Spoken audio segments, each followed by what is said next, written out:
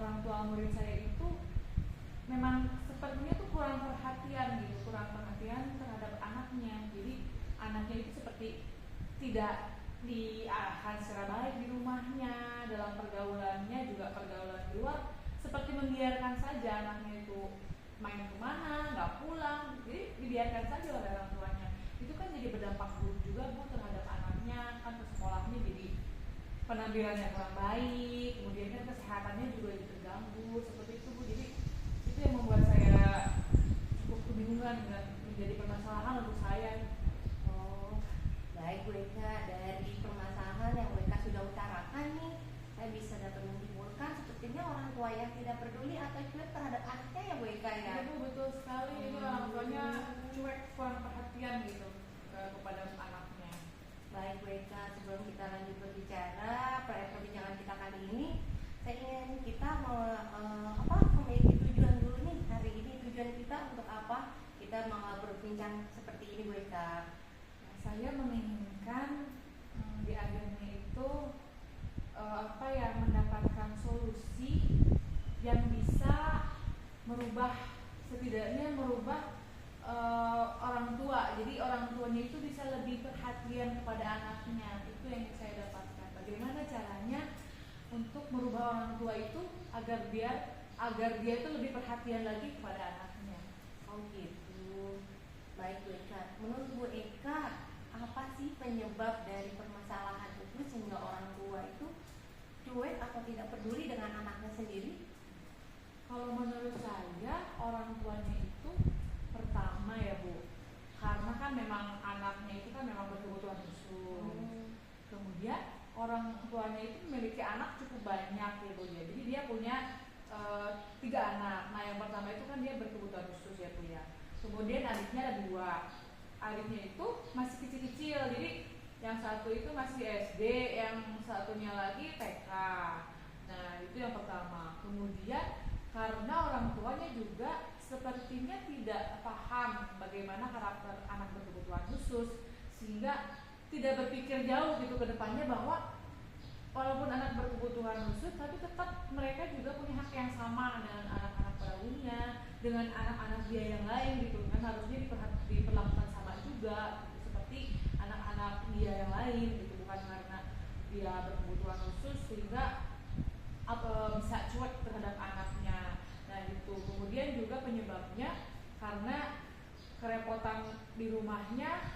Saya rasa sih orang tuanya cukup sibuk juga dengan pekerjaan rumah seperti itu, dan pemahaman yang kurang terhadap anak berkebutuhan khusus itu harus seperti apa gitu, memberikan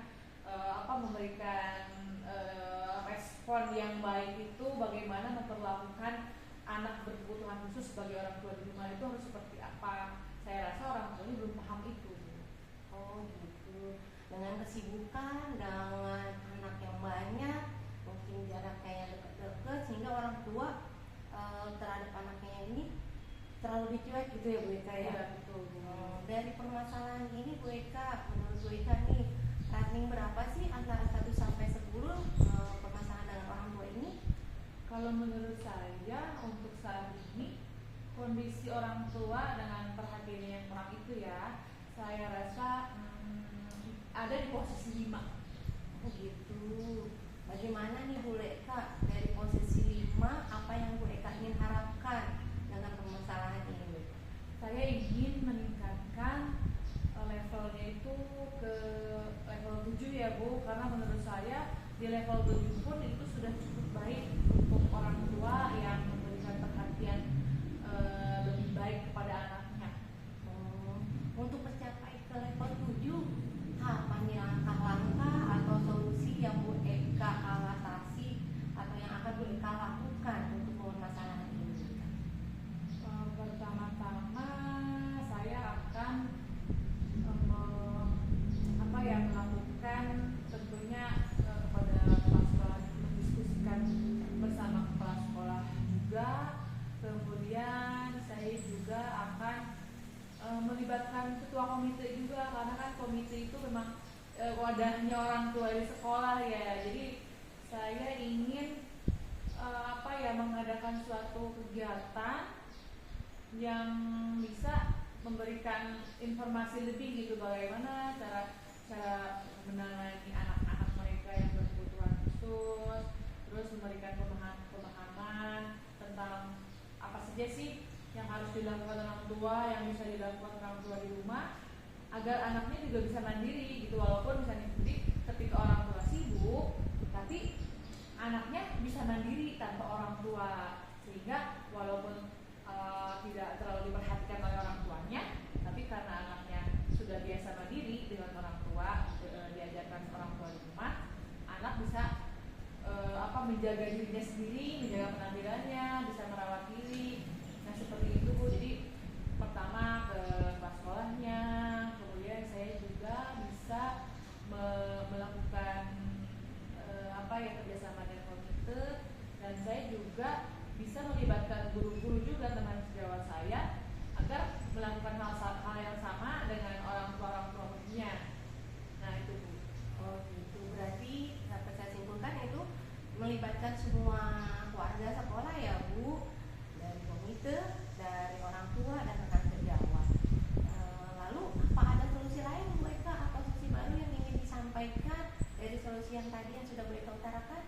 Ya dari identitas tadi ya Bu, saya berpikir saya bisa membentuk sebuah kegiatan parenting ya Bu ya. Saya bisa melakukan itu dalam parenting itu, saya bisa menyelipkan materi-materi tentang bagaimana sikap orang tua yang baik terhadap anak berkebutuhan khusus, dimulai dari kegiatan si anak sehari-hari harus bagaimana diperlakukan di rumah, kemudian di dalam situasi di sekolah harus seperti apa, dan di luar rumah di lingkungan umum juga di situ bisa diterapkan, bisa diberikan materi-materi yang bisa menambah pemahaman orang tua. Jadi dari dalam parenting itu banyak kegiatan yang bisa saya lakukan.